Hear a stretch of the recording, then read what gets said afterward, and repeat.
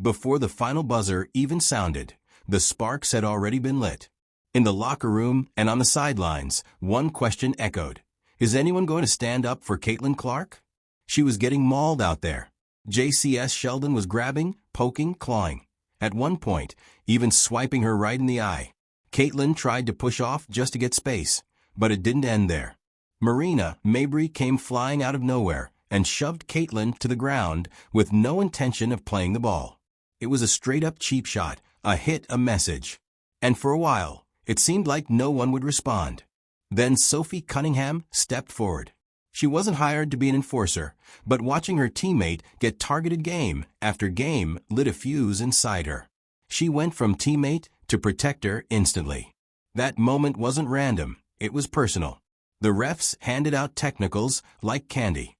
No ejections. No real punishment. The league looked the other way, but Sophie didn't. She made a silent promise. This ends now.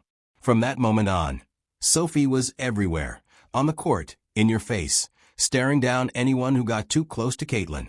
She wasn't playing games anymore. Her body language screamed, try it again and see what happens.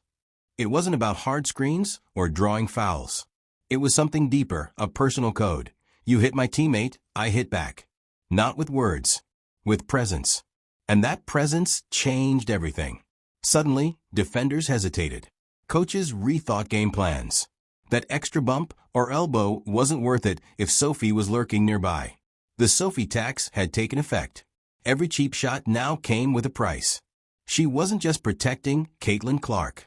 She was protecting the idea that stars deserve respect, that teammates matter, that you don't get to bully someone just because the league won't stop you.